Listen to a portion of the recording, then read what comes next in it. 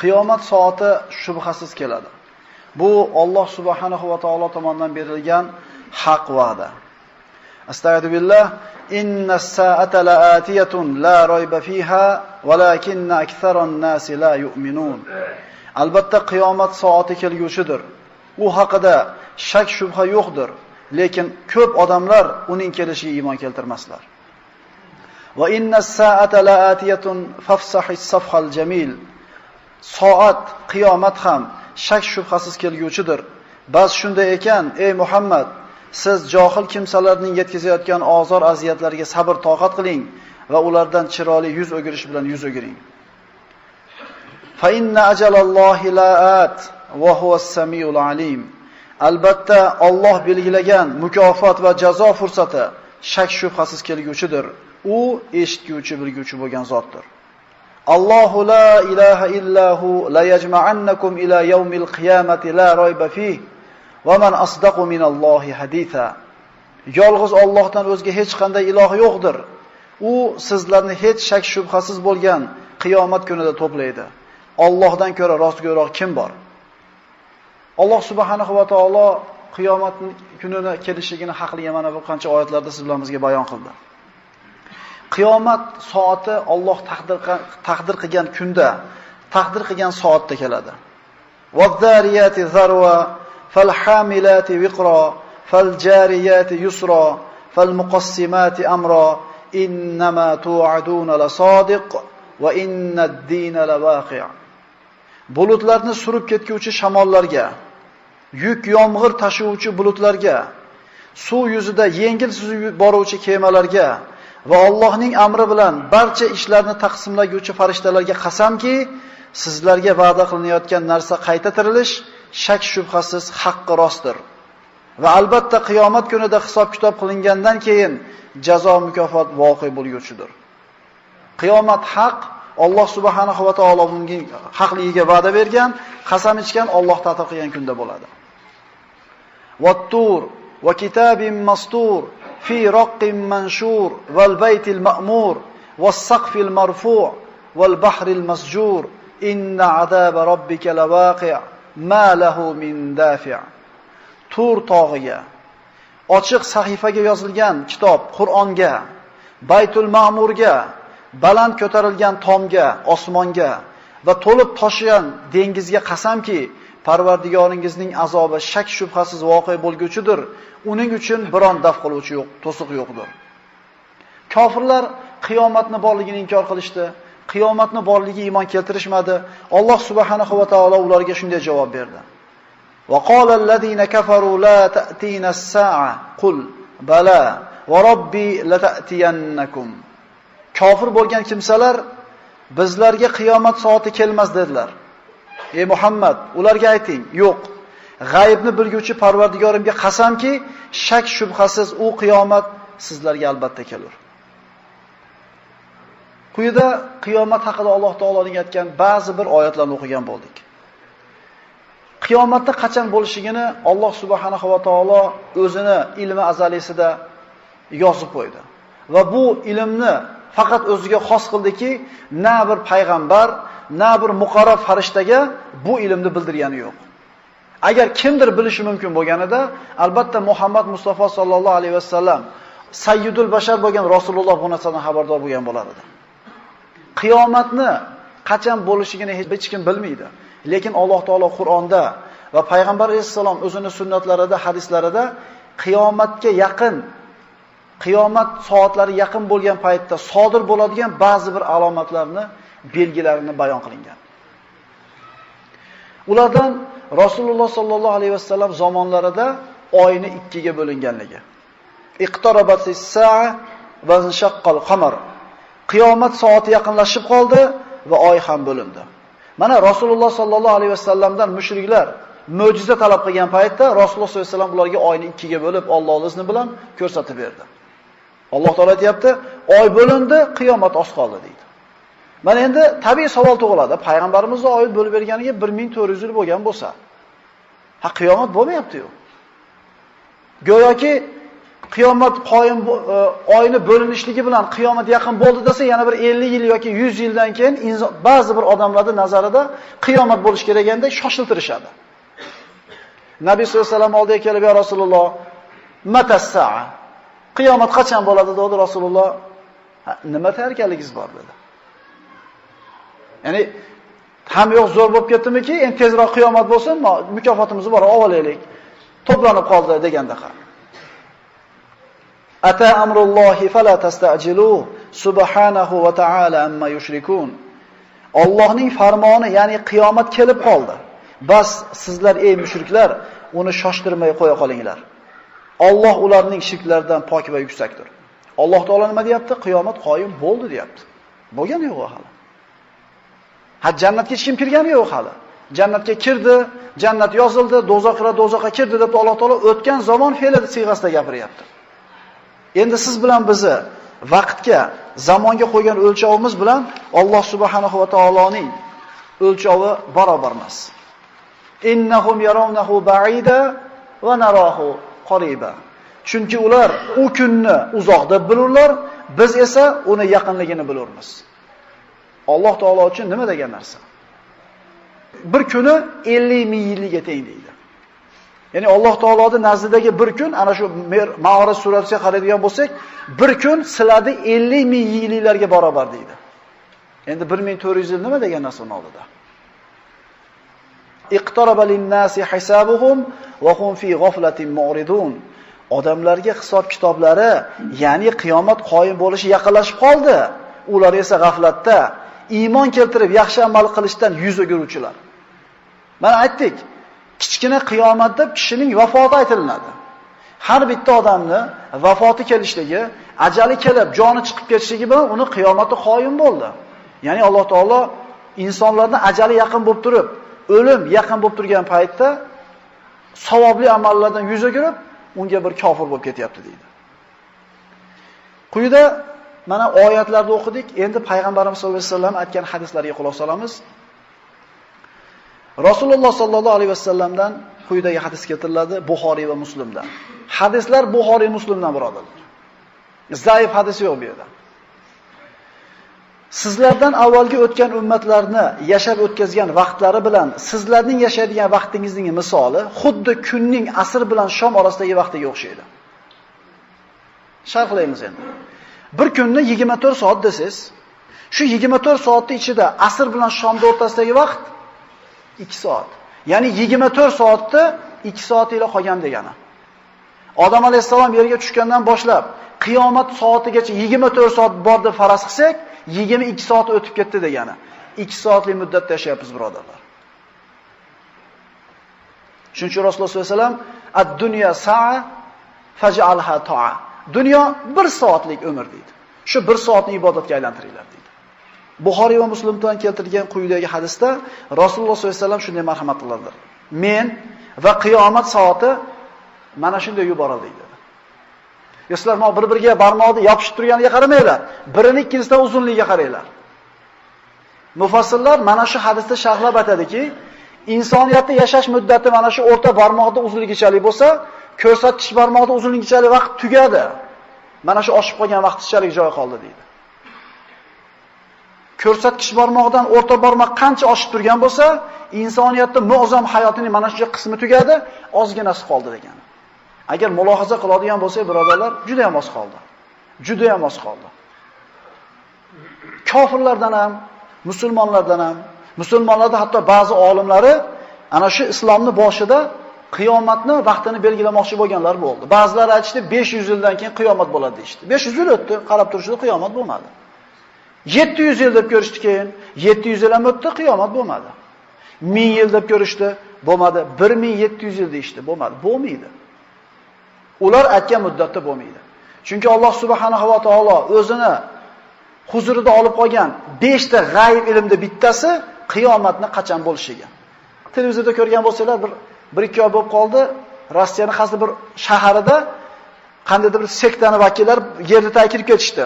Motislar kuni qiyomat bo'ladi deb, ularni qutqaraman deb bu yerdagi mehmonlar tushsa, o'zimizni portlatib yuboramiz deb tomosha bo'lishdi. Qiyomatda qachon bo'lishigini aytayotgan odam kazzob bo'ladi. Chunki buni kim biladi? Alloh subhanahu va taolo o'zi biladi. Buning ilmi faqat Alloh taoloning o'ziga ma'lum. Alloh taolo Muhammad alayhisalomga quyidagi oyatlar bilan xitob qiladi. Astagfiru billah. Yas'alunaka 'anis-sa'a ayyana mursaha fima anta min zikraha ila robbika muntahaha innama anta munziru man yakhshaha ka'annahum yawma yarawnaha lam yalbasu illa 'ashiyatan aw duhaha. Ey Muhammad, mushriklar sizdan o'sha qiyomat soatini qachon voqea bo'lishi haqida so'raydilar. Siz qayerdasiz-u? Ya'ni qiyomat qachon bo'lishini bilish, zikr qilish, eslash qayerda? Ya'ni siz hech qachon u kunni vaqtini aytib bera olmaysiz. Uni bilish yolg'iz Parvardigoringizga borib to'xtar. Siz faqat o'sha qiyomatdan qo'rqadigan kishilarni ogohlantiruvchisiz xolos. Ammo u kunni qachon voqea bo'lishini aytib berish sizning vazifangiz emas.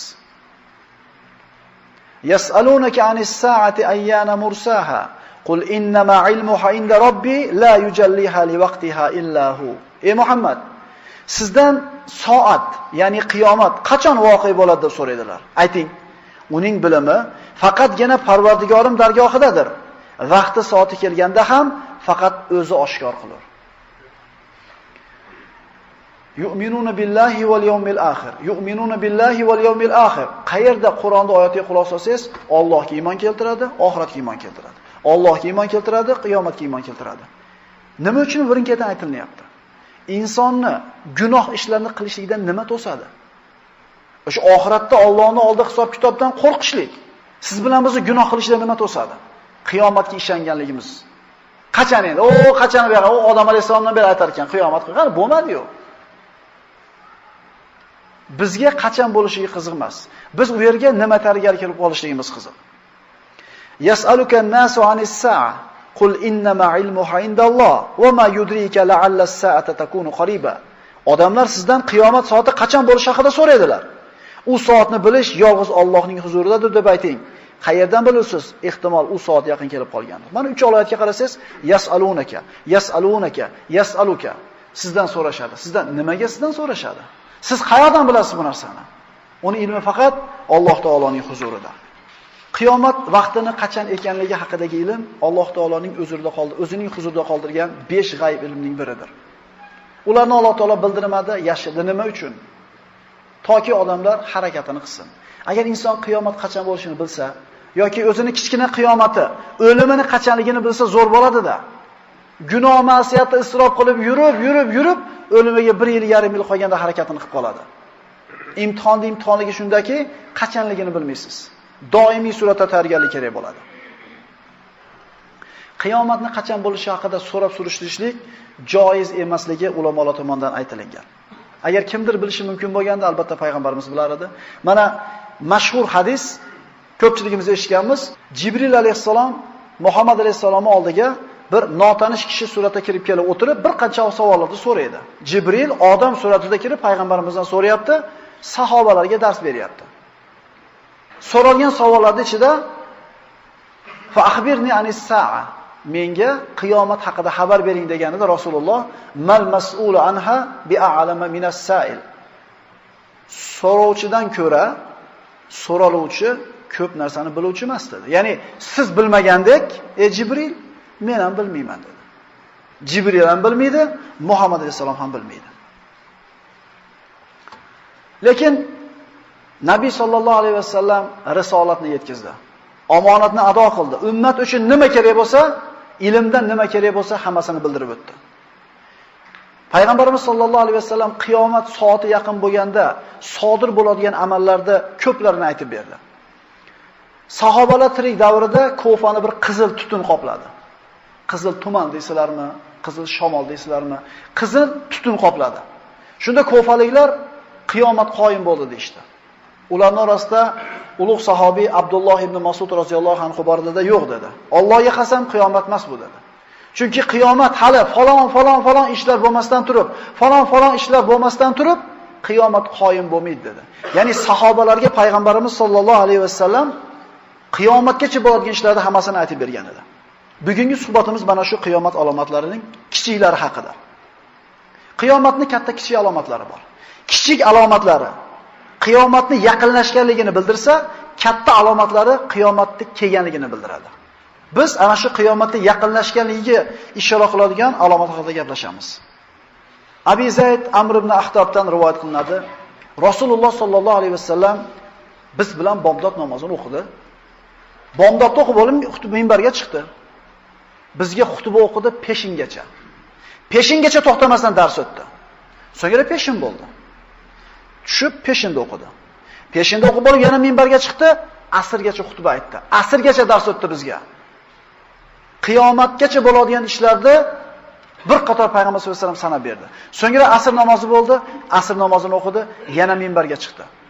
Shom vaqtigacha bizga qiyomat alomatlari haqida gapirib berdi.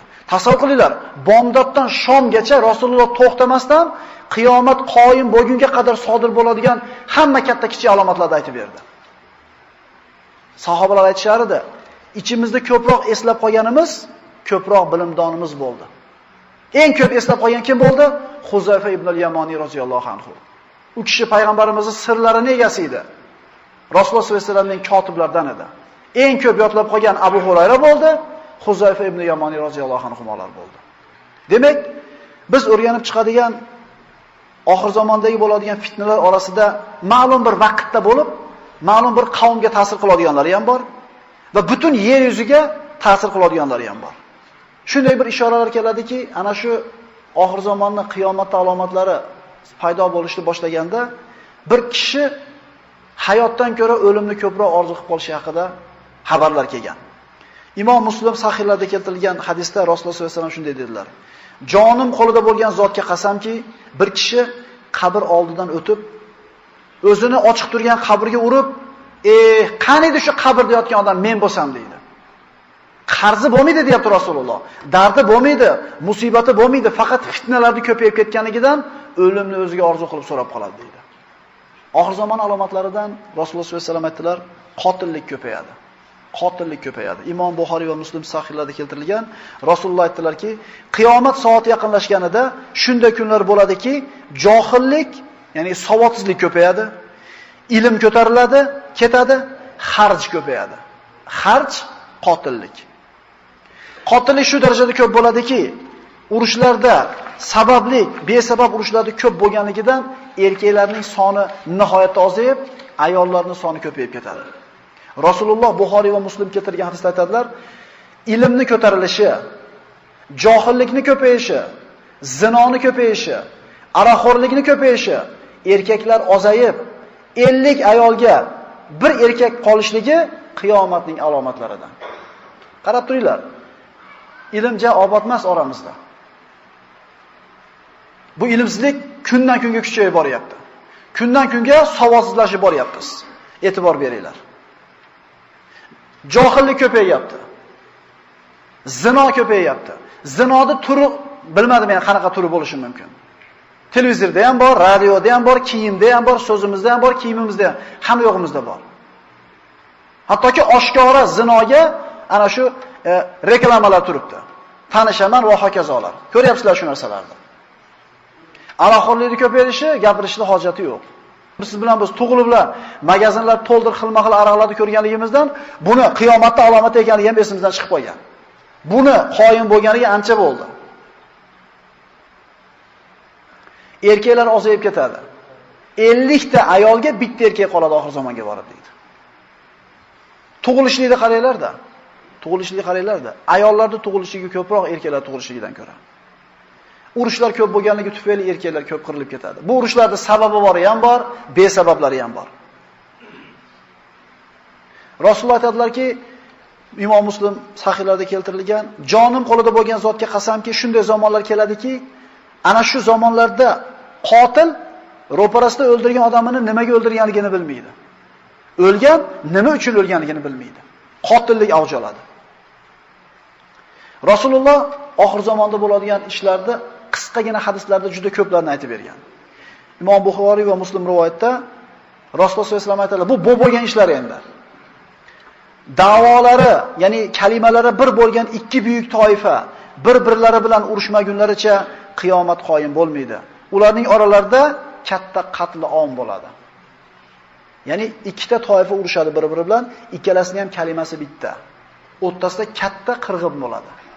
Bu ulamolar mana shu hadisni sahobalar davrida, sahobalarning o'rtasiga tushgan fitna tufayli Ali ibn Abi Talib tarafdorlari va Muaviya ibn Abu Sufyon tarafdorlari ikkiga bo'linib, o'rtasida katta jang bo'lganligi ishora deyshadi. Keyinchalik tobiinlar bilan sahobalar o'rtasida mana shunday jang bo'ldi. Mana shu ikkala jangda Siffin va Jamal ma'rakalarida 70 mingga yaqin kishi vafot etdi.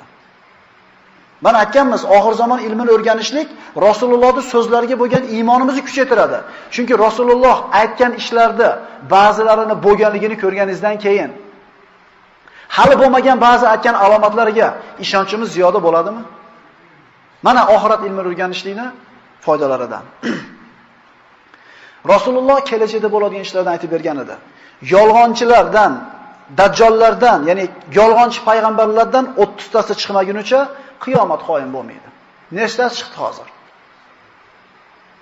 Savol tug'iladi. Ha, unaqalar ko'p bo'ldi-yu, nimaga endi payg'ambarimiz 30 ta deyapti desa, mufassirlar javob beradiki, unaqa ozgina odam erchitib, men payg'ambarman deb chiqqanlari ko'p bo'lgan. Lekin dunyoga ta'sir o'tkazgan, orqasidan juda ko'p kishilarni ergashtirgan, mana shunday yolg'onchi payg'ambarlar 30 ta bo'lishi. Bular ham bu bo'ldi, birodarlar. Ya'ni chiqyapti mayda-chuydalari. Mana shunday orqasidan Rasululloh sollallohu alayhi vasallam zamonida ko'zga ko'ringan bir yolg'onchi payg'ambarlardan Musaylama Kazzob, Asvad al-Unsi, Tulah ibn Huwayrid shunga o'xshaganlar. Mana siz bilan biz oxir zamonning, qiyomatning kichik alomatlari haqidagi darsimizni bugun birinchisini o'qigan bo'ldik. Inshaalloh keyingi darsimizda davomini o'qiymiz.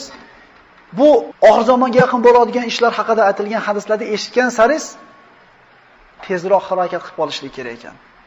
Tezroq ibodat yiqilib qolishlik kerak ekan. O'tkazib qolishim kerak ekan oxiratga savobdan degan shuur paydo bo'ladi.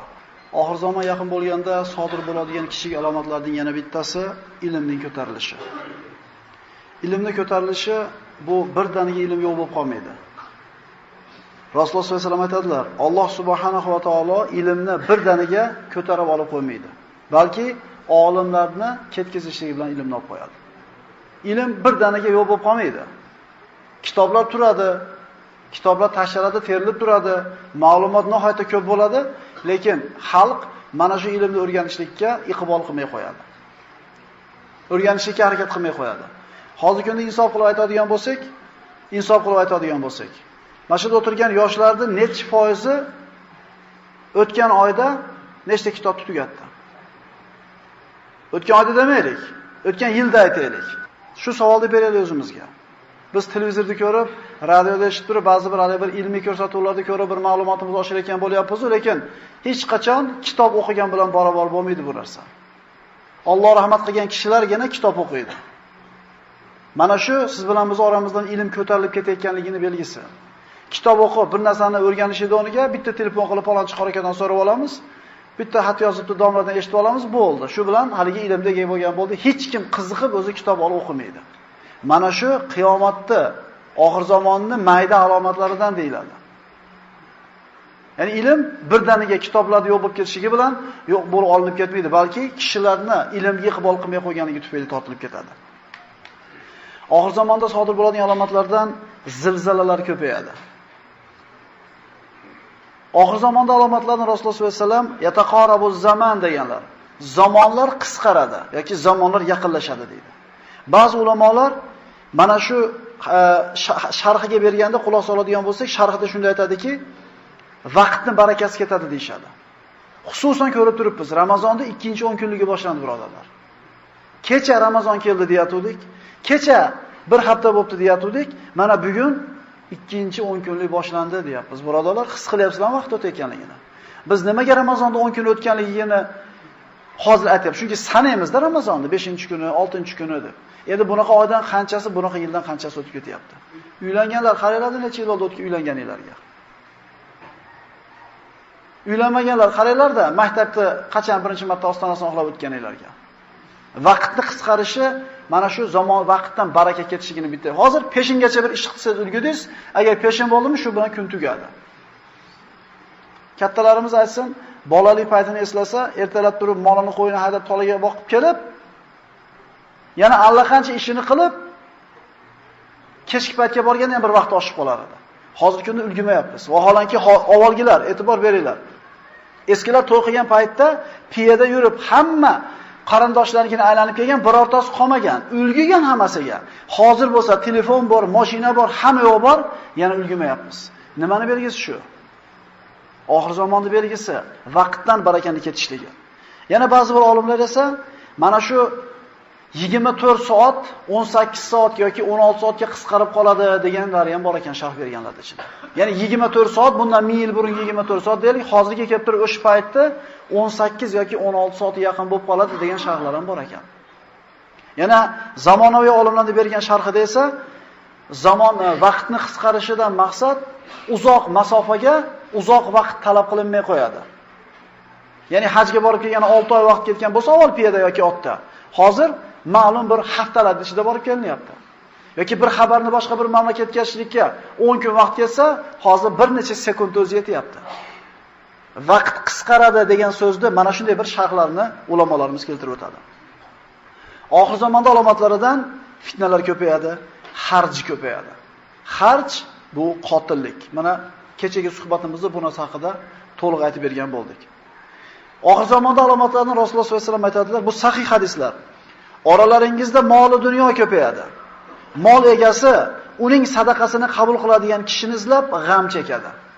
Ya'ni mol va dunyo shunday ko'p bo'ladiki, sadaqa oladigan yoki zakot oladigan odamni istab topishlik amri mahol bo'lib qoladi. Bu bo'ldimi, bo'lmadimi? Nima deysizlar? Biz o'zimizni islomimizni tarixini o'qimaganligimiz uchun nima turibmiz? Agar o'qigan bo'lganimizda aytardik, ha, bu bo'lgan. Umar ibn Abdul Aziz davrida zakot oladigan odam qolmagan. Odamlar do'ppisiga tillasini solib, qaysi odam kambag'al ekan deb istab yurgan. Biz tariximizni bilmay, shunday bir zamoni saodat bo'lganki, birodarlar, payg'ambar sollallohu alayhi vasallam asridan keyin mana Umar ibn Abdul Aziz bor yo'g'i 2 yil 4 oy xalifa bo'lgan. Umar ibn Hattobning zurriyotidan bo'lgan bu kishi. Lekin adolat bilan hukm yurgizgan podshohga Alloh taolo ra'iyat uchun qanday barakot to'kib qo'ydi. 2 yil 4 oy podshohlik qildi, xalifalik qildi, barakot shunday yog'ilib ketdi. Zakot oladigan, sadaqa oladigan odam qolmadi. Bu bo'lib o'tdi bu. Bu alomati bo'lganiga 1000 yil bo'lyapti, birodarlar. O qachon kelar ekan o'sha davr? Zo'r bo'lsa kerak, hamma boy bo'lsa deb kutmaylik. Bo'ldi bu narsa. Ayni biz ummat ustida bo'ldi.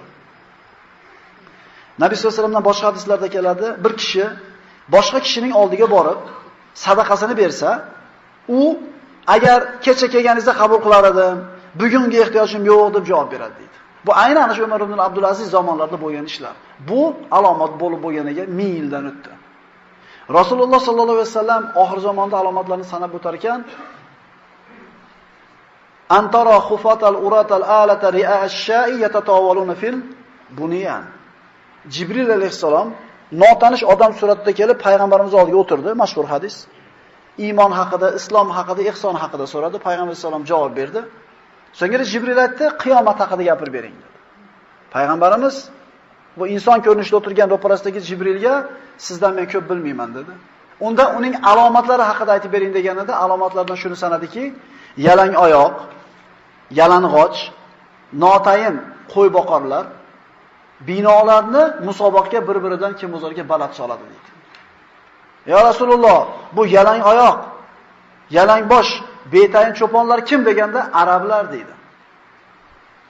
Mana Dubayda qarang, boshqa arab mamlakatlarini qarang, ana shu baland binolarda solishida musobaqa o'ynayapti. Bizda yo'q unaqa binolar.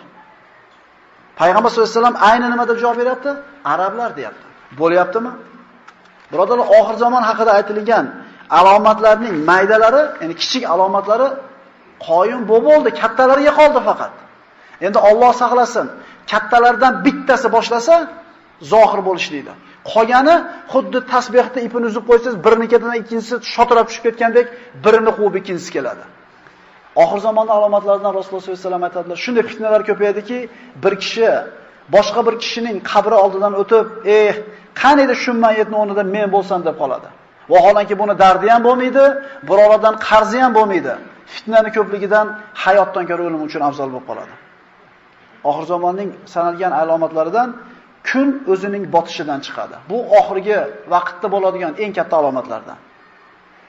Imom Buxoriy va Muslim rivoyat qilgan quyidagi hadisda Rasululloh sollallohu alayhi vasallam oxir zamonda sodir bo'ladigan 6 ta alomatni xos aytib o'tdilar. Avf ibn Malik roziyallohu anhudan: Biz Nabiy sallallohu alayhi vasallam bilan Tabuk g'azotida birga edik. U zotning oldiga kelganimda, u zot teridan tikilgan kapan ichida o'tirardi. Menga qarab turib: "Ey Avf, qiyomatga yaqin sodir bo'ladigan 6 ta narsani sanagin" dedi. Ya'ni hozir payg'ambarimiz sollallohu alayhi vasallam qiyomat soati yaqin bo'lguncha sodir bo'ladigan 6 ta ishni aytib o'tadilar. Mening vafotim dedi. Bu istu ana vassa hatayn degan Rasululloh. Men va qiyomatni mana shunday yuborilganmiz dedi. Ya'ni men kelishligim oxir zamonning belgisi. Endi vafotim oxir zamonga yana yaqinlashganligining belgisi. Ikkinchi belgi Baytul Maqdisning fath qilinishi. Baytul Maqdis Quddus yoki Yerusalim. Umar ibn Hattob davrida fath qilindi. Payg'ambarimiz aytgan u bashorat ham amalga oshdi. Ikkinchisi ham bo'ldi. So'ngra sizlarning oralaringizda nochor qo'ylarni o'lim olib ketgandek bo'ladigan katta o'lim. Bu Umar ibn Hattob davrida Amvos vabosi deyiladi. Shunday bir vabo bu keldiki, bu musulmon ummatining ustiga juda ko'pchilik kishi qirilib ketdi. Bu aytgan payg'ambarimizning alomati ham zohir bo'ldi. To'rtinchisi, mol ko'payadi. Bir kishiga 100 dinor berilsa, yana norozi bo'lib g'azablanadi. Bu yerda aytilgan 100 dinor 100 oltin dinori bo'ladi. Ya'ni moli dunyoda ko'payib ketishiga, oltinning narxi pastlab ketishiga ishoraki, 100 dinor oltin olgan kishi oz deb turib norozi bo'lib ketadi. 5-alomati arablarning uylariga birortasini adashtirmasdan, birortasini qoldirmasdan kiradigan fitna sodir bo'ladi. Bu mana o'tgan safargi darsimizda aytdik, sahobalar o'rtasida bo'lgan fitna. Sahobalar va tobiinlar o'rtasida bo'lgan fitnaki 70 ming odam bunda vafot topdi. Payg'ambarimiz aytgan bu alomat ham sodir bo'ldi. 6-alomati. So'ngra sizlar va Banu Asfar o'rtasida tinchlik sulhi bo'ladi. Ya'ni Banu Asfar deb turib, mana sharqda Banu Asfar deb Yevropa nazarda tutiladi. Musulmonlar bilan Banu Asfar Yevropaliklar sulhga kelishadi deydi. Oxir zamon alomatlaridan payg'ambar sollallohu alayhi vasallam oyning yorilishini aytib berganlar. Iqtarabatis sa'atu wa inshaqqal qamar va in yaraw ayatan yuridu va yaqulu sihrun mustamir. Bu payg'ambar sollallohu alayhi vasallam zamonida bo'ldi. Qiyomat soati yaqinlashib qoldi va oy ham bo'lindi. Agar ular biron oyat mo'jiza ko'rsalar, yuz o'girurlar va bu har doimgidek sehr-ku derlar. Hijoz olovi. Bu payg'ambar sollallohu alayhi vasallam oxir zamonga yaqin sodir bo'ladigan ishlar ichida aytgan eng ochiq alomatlar. Nabiy sollallohu alayhi vasallam aytganlar: La taqumus sa'a hatta takhruja narun bi ardil Hijaz tudhi'u biha laha tuzi'u laha a'naqul ibili bi Busra. Hijoz yerlaridan Busrodagi tuyalarni bo'ynini yoritadigan darajada ulkan bir olov chiqmasdan qiyomat qoyim bo'lmaydi. Hijoz bu Arabiston yerlari. Arab yarim oroli bormi? Mana shu Arab Hijoz yeridan shunday bir o't chiqadiki, Shomda turgan tuyalarni bo'yniga yorg'i tushadi deydi. O'ylab ko'ringlar, bu o't Madinadan chiqqan birodarlar. Madina qayerda? Shom bilan Hijozning o'rtasidagi chegara bo'lgan Busro qayerda? Mana payg'ambarimizning tarixini o'qigan odamlar bo'lsa, payg'ambarimiz sollallohu alayhi vasallam 12 yasharida amakisi Abu Talib bilan Shomga tijorat safariga chiqadi. Shunda Busro degan joyda Buxayro ismli rohib qaytarib yoradi. Shomning eshigi u yer. O'rtada necha ming kilometr joydagi masofaga Hijozdan chiqqan o'tni yorg'i tushadi dedi. Bu bo'lib o'tdi birodarlar. 654-hijriy yilda. Qaranglar, bu ishlar qachonlar bo'ldi?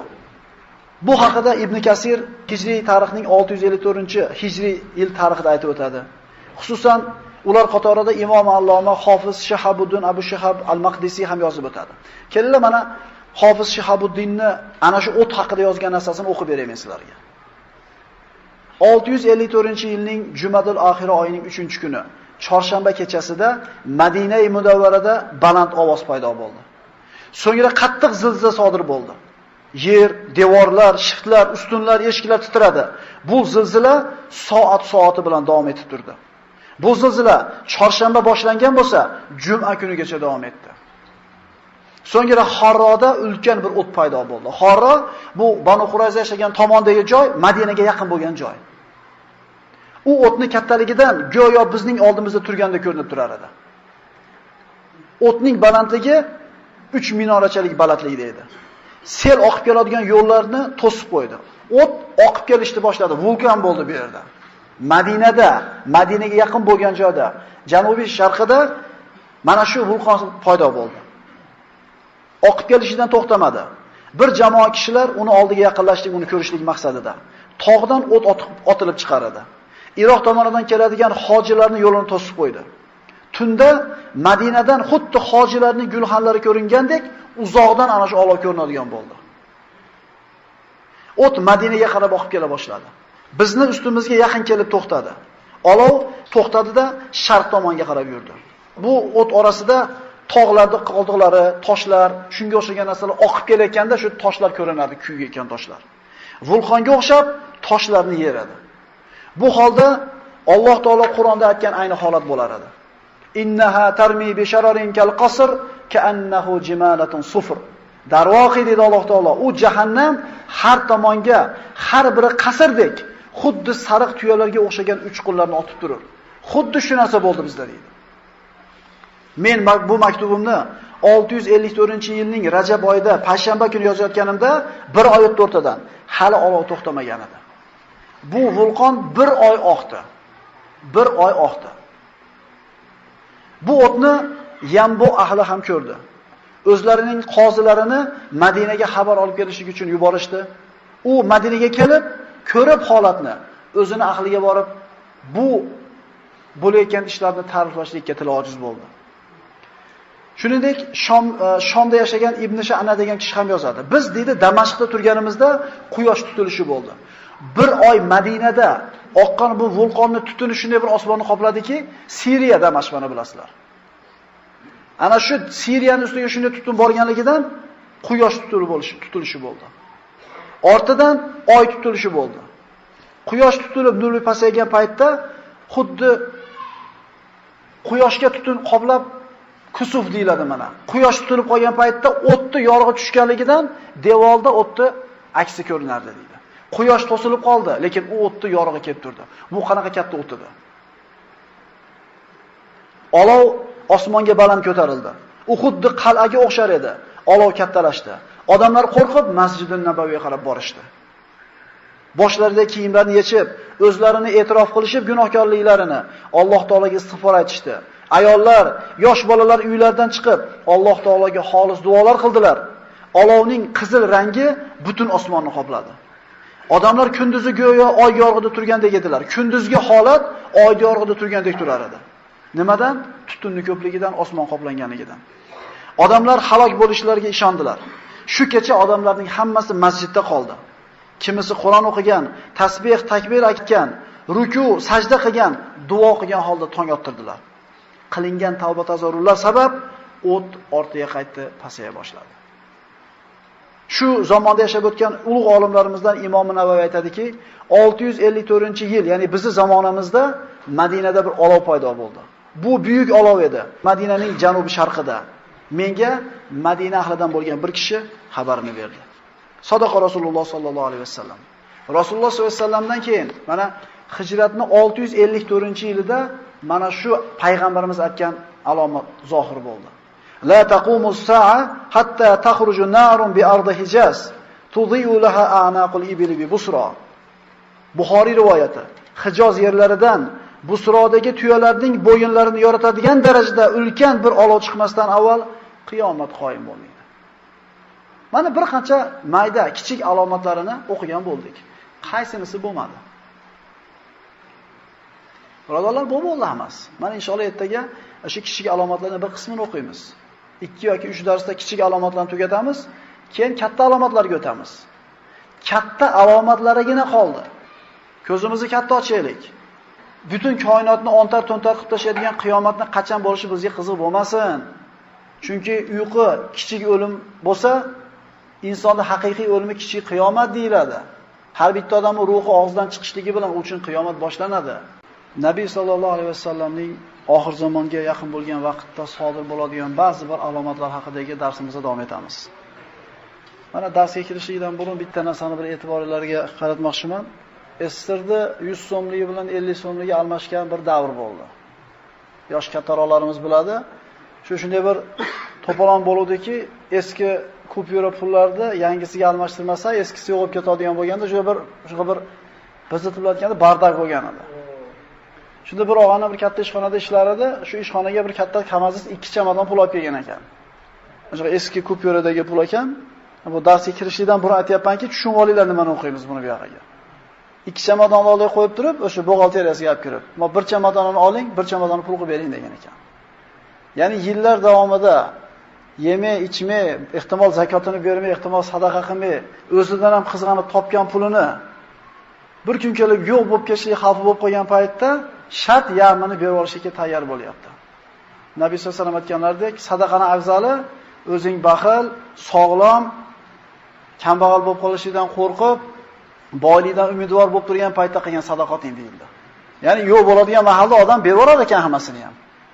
Agar shunday bir endi shu odamga birov aytgan bo'lsa-ki, shu shopirga keyingi oy pul almashadi degan gap bor, ishonchli bir joydan eshitdik desa, ha dedi-da, kuyib qoldi puliga. Endi keyingi safar o'sha odamning gapiga nima qiladi? Xulosa oladi, hech gap yo'qmi deydi. Keyin safar aytdi, keyin gapi ham to'g'ri chiqdi. Keyin gapi ham to'g'ri chiqdi. Bora-bora shu odamni maslahatsiz hech qanday ish qilmay qo'yasiz, shunday emasmi? Endi biz quyida o'qiyotganimiz Nabiy sallallohu alayhi vasallamni oxir zamon haqida aytgan alomatlarini deyarli maydalari hamma sodir bo'lganini ko'rsiz. Endi payg'ambarimiz aytgan boshqa bashoratlarga bo'lgan iymoningiz kuchaydimi? Biz bu alomatlarni nima uchun o'qiyapmiz? Ha, bo'pti-yu. Endi nima qizig'i bor buni bilishda, deyish mumkin.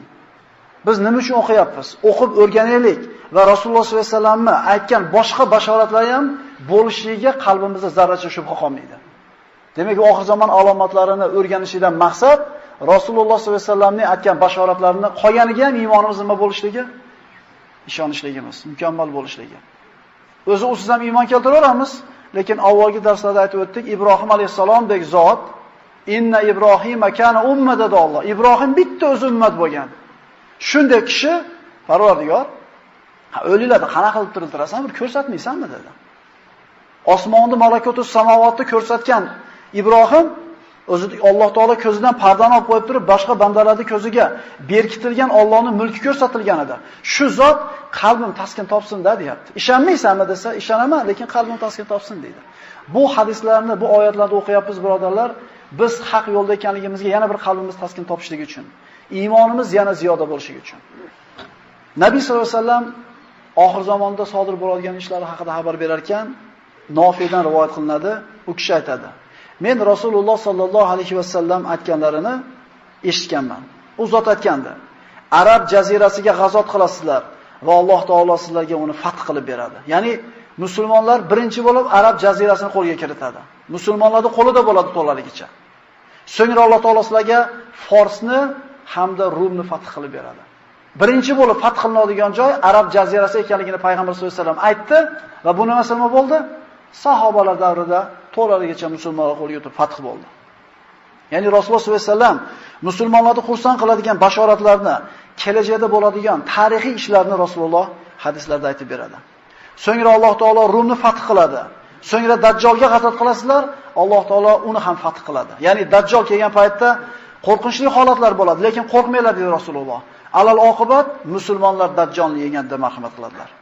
Imom Buxoriy da rivoyat qilingan hadisda mana mashhur hadis, Adi ibn Xotam at-Toyi, bu kishi mana tarixda Xotamtoy deb saxiyligi bilan, saxovati bilan mashhur bo'lgan bir kishi, mana podshoh bo'lgan, nasroniy dinida bo'lgan, arab bo'lgan, Toy qabilasidan, Xotim ismli kishi. Shuni o'g'li Adi ibn Xotam at-Toyi nasroniy dinida bo'lgan, o'zini qabilasining podshohi bo'lgan. Shu kishi islomga kirib payg'ambar sollallohu alayhi vasallam oldiga kelgan paytda Rasululloh unga bir qancha hadislarda aytadi. Uni hozir o'qiymiz, kelajakda mana shu bashoratlarida. Adi ibn Xotam at-Toyi aytadi: "Men Rasululloh sallallohu alayhi vasallamning oldilarida edim. Bu kalima keltirib turgan kuni, islomga endi kirgan musulmon. Bir kishi keldida Rasululloh sollallohu alayhi vasallamga kambag'al ekanligidan shikoyat qildi. Ya'ni kambag'alchilik ko'payib ketdi xalqimizda dedi. Orqasidan ikkinchi odam keldida yo'ldagi musofirlarga ozor berayotgan qaroqchilar haqida shikoyat qildi. Shu vaqt Rasululloh sollallohu alayhi vasallam ikkala odamning shikoyatini eshitib turib, Adiyga qarab aytdiki: "Ey Adi" dedi, "Hironi ko'rganmisan?" dedi. Hiro Iroqni, ana shu davrda Iroqni maydonida joylashgan katta bir shaharlardan bo'lgan. Adi aytdi: "Yo'q, ko'rgan emasman, lekin eshitganman ko'p narsani" dedi. Rasululloh sollallohu alayhi vasallam aytdilarki: "Agar Alloh senga umr bersa, Hirodan bir ayol tuyasini minib, yolg'iz o'zi yo'lda hech kimdan qo'rqmagan holda faqat Allohdan qo'rqib haj kelganligini ko'rasan" dedi. Shunda Adi ibn Hotam toyi hayron bo'ldi. Hiro qayoqda, Madina qayoqda? Rasululloh sollallohu alayhi vasallamga shikoyat qilib kelgan, qaroqchilardan shikoyat qilib kelgan ishga qarab turib, payg'ambarimiz so'zni aytar ekan, Rasululloh mana shu so'zi bilan ikkita bashoratni berdi. Ya'ni Hiro degan Iroqning bir chekkasidagi katta shahar musulmon bo'ladi, hamda qaroqchilar yo'q bo'lib, tamomiy musulmon o'lkasida tinchlik, xotirjamlik, omonlik hukm suradi. Ey Adi, agar Alloh sizga umr bersa, Hirodan bir ayol tuyani minib Allohning uyini haj qilgani keladi, yo'lda hech kimdan qo'rqmaydi. Bu bilan tinchlik va islom kengashiga bashorat edi. Shunda Adi ibn Hotam toyi endi islomga kirgan, kecha nasroniy bo'lgan podshoh o'zimga o'zim Hiromi dedi. Ajib dedi. Hiro bilan Madina o'rtasida hamma yoqda urushga, janjalga to'g'izib tashlagan meni toy qabilam bor-ku. Ular qayerda qoladi? Ajoyib dedi. Ishongiz kelmadi. So'ngra Rasululloh davom etdi. Ey Adi, agar Alloh senga umr beradigan bo'lsa, Kisroni boyliklarini egallaysizlar va Allohning yo'lida sarf qilasizlar dedi. Kisro ana shu davrdagi yer yuzidagi eng qudratli ikkita mamlakatning bittasi edi, podshosi edi. O'sha davrda dunyoni boshqarib turgan, dunyoda idora qilib turgan ikkita kuchli mamlakat edi. Bu paytda Nabiy sollallohu alayhi vasallam faqat Madinaga hokim edi. Hali Arab jazirasi payg'ambarimizga bo'ysunmagan edi. Hali Makka fath qilinmagan edi. Payg'ambarimizga har tomondan dushmanlar hujum qilib turgandi musulmonlarga Madinaga qarab. Mana shu paytda payg'ambarimiz kelajakda bo'ladigan buyuk fathlarni aytdi. Adi ibn Hotam toyi Kisro ibn Hurmuza ma'qul dedi. Bu ma'qul emas dedi. Xuddi hozirgi kundagi ba'zi odamlar payg'ambarimizning kelajakda bo'ladigan bashoratlarga ishonqiramay qaragandek, bugun islomga kelgan Adi ibn Hotam toyi ham ishonqiramagandek, ha deb qo'ydi. Shuna bo'larkanmi? Ya'ni ishoninglar birodarlar. Mana bir qancha alomatlarni o'qidik, bu bo'ldi bular. Bu mana Madinadan chiqqan o'tda aytdik, boylikni ko'payishini aytdik, vaboni aytdik. Payg'ambarimiz nimani aytgan bo'lsa sollallohu alayhi vasallam, bularda hammasi bu bo'ldi. Kattalari qoldi deb aytdik. Shunda Rasululloh sollallohu alayhi vasallam davom etib aytdiki, agar umring uzoq bo'lsa, bir kishi hovuchi to'ldir oltin bilan chiqqanini ko'rasan. Chiqadi, istedi, sadaqasini yoki zakatini qabul qiladigan odamni topolmasdan qiynlanganligini ko'rasan dedi. Adi ibn Hotam to'y aytadi. Rasululloh hadisda davom etdi. Sizlarga xuddi shu dunyoda mana shu narsalarda bo'lishini bashorat berganimdek, Alloh taologa ro'baro bo'lishlarga ham bashorat beraman. U kunda oralaringizda hech qanday tarjimon bo'lmaydi. Yuqoridagilar dunyodagi bashoratlar bo'lsa, oxiratdagi bo'ladigan bashorat mana shu narsa. Alloh taolo bir kishiga aytadi deydi. Sizlarga dinni yetkazgan rasulni jo'natdimmi deydi. Banda ha deydi, jo'natgansan deydi. Alloh taolo seni moli dunyo bilan fazilatli qilganmidim deydi. Banda ha deydi. Shunda haligi banda deydi Rasululloh, o'ng tomoniga qaraydi, jahannamdan boshqa narsani ko'rmaydi. Chop tomoniga qaraydi, jahannamdan boshqa narsani ko'rmaydi. O'zingizlarda jahannamda o'tidan yarim dona xurmo bilan bo'lsa ham ehtiyot qilib olinglar dedi. Ya'ni payg'ambarimiz aytgan bashoratlar, qaranglar. Arab jazirasi fath bo'ladi dedi. Forsni fath qilasizlar dedi. Tinchlik, omonlik bo'ladi dedi. Hamda payg'ambarimiz qiyomat kunida Alloh taolo oldida hisob-kitob turasizlar dedi. Dunyodagi aytgan narsalari Adi ibn Hotam to'y aytadi. Alloh meni umrimni uzun qildi. Forsni fath qilib, Kisroni xazinalari musulmonlar qo'liga o'tayotgan qo'shinda men ham bor edim deydi. Alloh taolo menga deydi, umr berdi va Hirodan bir ayol payg'ambar sollallohu alayhi vasallam Muhammad Mustafa sollallohu alayhi vasallam aytgandek, tuyani minib yolg'iz o'zi haj qilgani, hech kimdan qo'rqmasdan omonlik bilan kelganligini ko'rdim deydi. Agar sizlar Alloh sizlarga umr bersa dedi atrofdagilarga, to'ldi tillasi bilan chiqib sadaqa oladigan odamni topolmagan odamni albatta ko'rasizlar dedi. Adi ibn Xotam Toy 3-sini ko'rmadi, lekin aytayaptiki, Muhammad Rasululloh sollallohu alayhi vasallam, Abul Qosim sallallohu alayhi vasallam aytgan bashoratning ikkitasini ko'rdim, 3-siga umr yetmaydi shekilli, lekin sizlar aniq ko'rasizlar dedi. Akalar bu bo'ldi. Umar ibn Abdulaziz davrida 2 yil 4 oy xalifa bo'lishiga qaramasdan zakot sadaqa oladigan odam qolmadi. Endi nimasi qoldi bu hadisda? Alloh taoloning oldida turasizlar deyapti payg'ambarimiz. O'rtada bitta ham tarjimon bo'lmaydi u kunda birodarlar, aka-uka, tanish bilish, palonchini jiyani, palonchini kuyov bolasi degan gap bo'lmaydi. Yolg'iz turasizlar. O'ng tomoningizda do'zax, chap tomoningizda do'zax, faqat Alloh taolo rahmat qilganlar. Yarim dona xurmoni berib bo'lsa ham sadaqa qilib olinglardi. Chunki ko'p qaytarib biz bu hadisda mana shu joyga jon kelgan paytda pulini yarmi masjidga ber, yarmini madrasaga ber degan narsaning foydasi bo'lmaydi. Nabiy sollallohu alayhi vasallam boshqa hadislarda kelajakda bo'ladigan muhim siyosiy alomatlar haqida bashoratlar berdi. Aytdilarki, agar Kisro o'lsa, u Kisrodan keyin boshqa Kisro bo'lmaydi. Agar Qaysar halok bo'lsa, undan keyin Qaysar bo'lmaydi. Ya'ni musulmonlar Forsni fath qiladi, Kisro ana shu Fors podshosining laqabi bo'lsa, shu bilan tugadi. Bu bashorat bu. Vizantiy imperiyani aytayapti. Agar Qaysar qatl qilinsa, o'lsa, undan keyin Qaysar bo'lmaydi, deyapti. Haqiqatan musulmonlar qo'liga o'tdi. Bu shirkka, gunoh ma'siyatga to'lgan imperiyalar yo'q bo'ldi. Tavhid kalimasi ayollar bo'ladi ustida. Mana shu payg'ambarimizning bashoratlari qanday sodir haq bo'lgan bo'lsa, hali sodir bo'lmaganlari ham xuddi shundaygacha haq suratda sodir bo'ladi. Imom Ahmad va undan boshqa bir muhaddis olimlarimiz keltirgan hadis Abdulloh ibn Amr ibn Osdan rivoyat qilinadi. Biz Rasululloh sallallohu alayhi vasallam bilan birga edik, u zot gapirardi, biz yozib turardik. Sahobalar Rasulullohdan so'rashdi. Ayyul madinatayni tuftahu awwalan? Al-Qastantiniya am Rumiya? Mana bu ikkita shahardan qaysi biri birinchi fath bo'ladi ya Rasululloh? Qastantiniyami, Istanbul hozirgi, yo Rumiyami, Rim? Madinatul Xiraql tuftahu awwalan. Avval Xiraqlning shahri, Istanbul, ana shu Konstantinopol deyilgan. Bizga tarixda o'tganda Konstantinopolda o'qitilgan. Birinchi u fath bo'ladi. Keyin Rumiya shahri dedi. Ishoninglar birodarlar, payg'ambarimiz bashorat beryaptimi demay bo'ladi bu narsa. Qachon bo'ladi?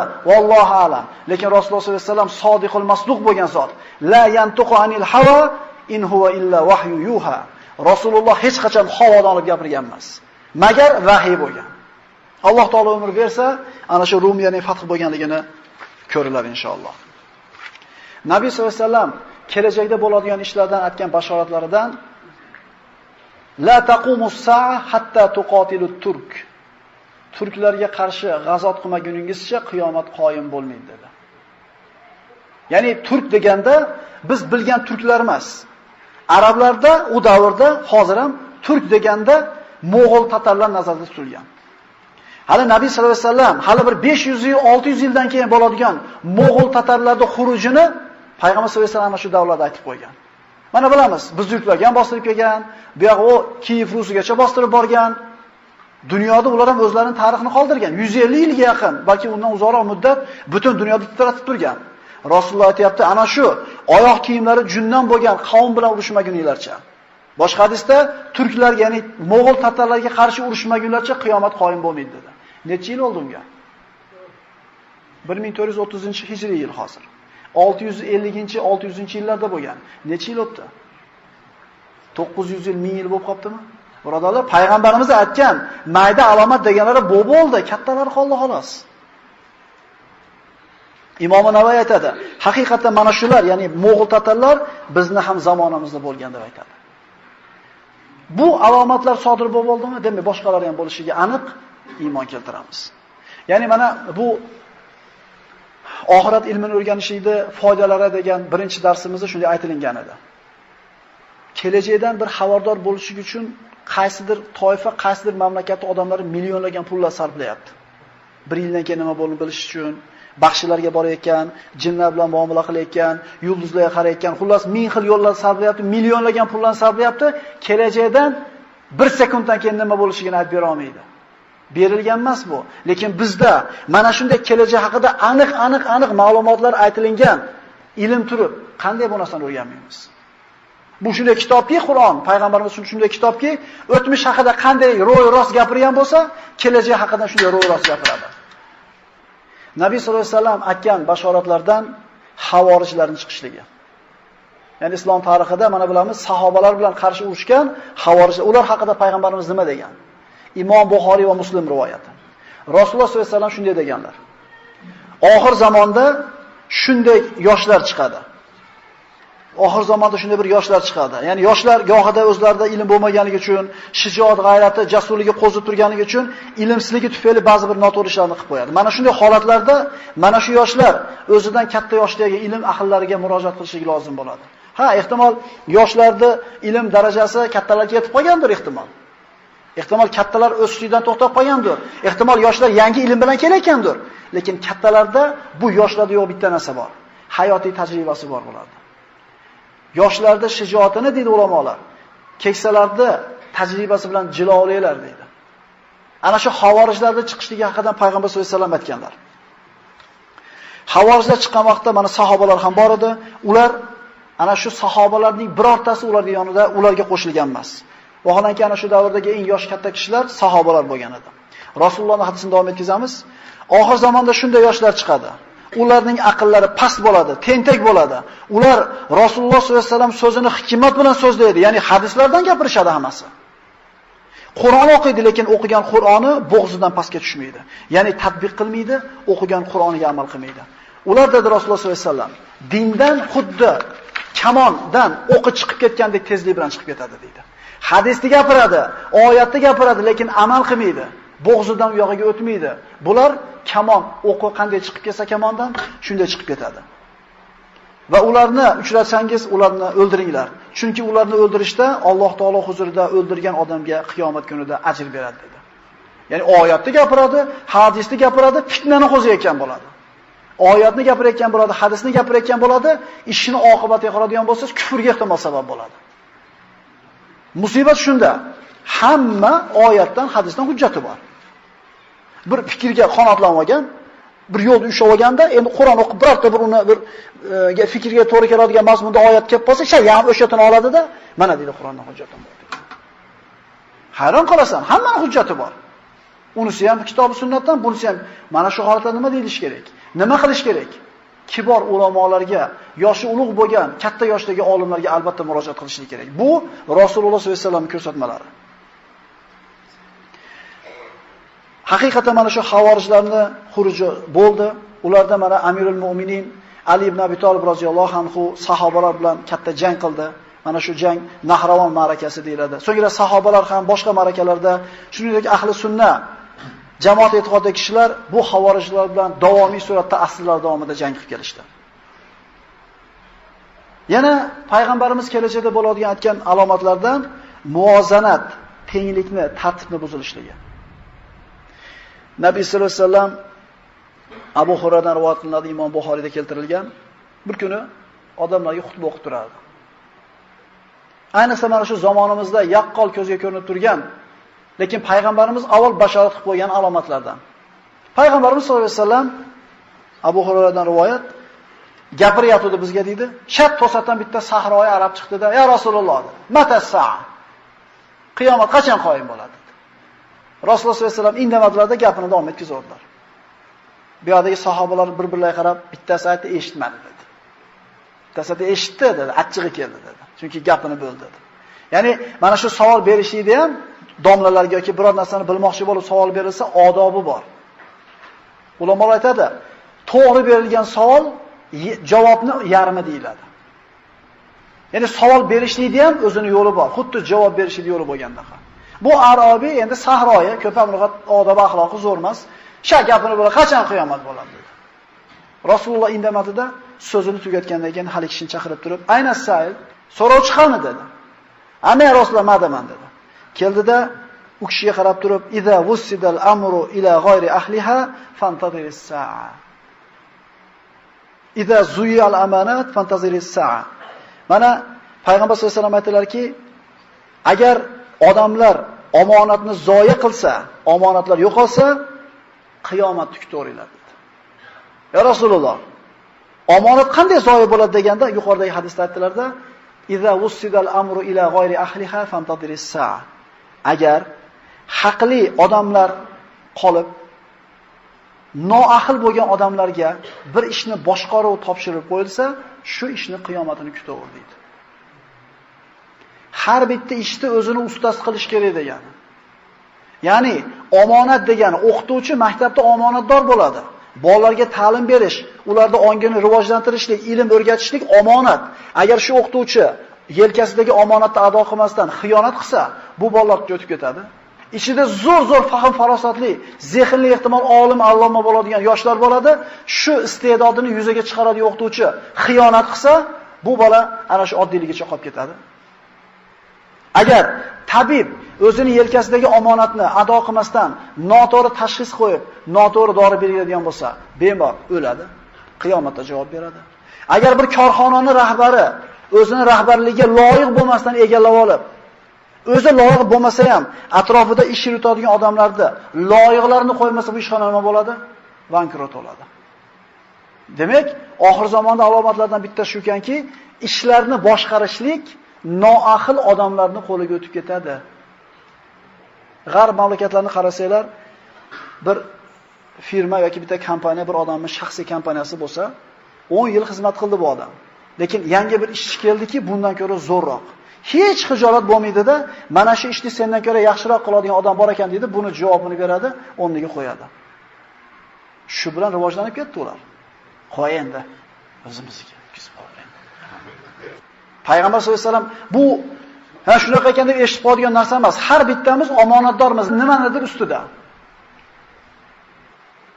Agar o'qituvchi maktabda bolaga yaxshi ta'lim bermayotgan bo'lsa, Alloh taoloning omonat qilib bergan musulmon bandani bolasini haqqini ado qilmayotgan qiyomatda javob beradi.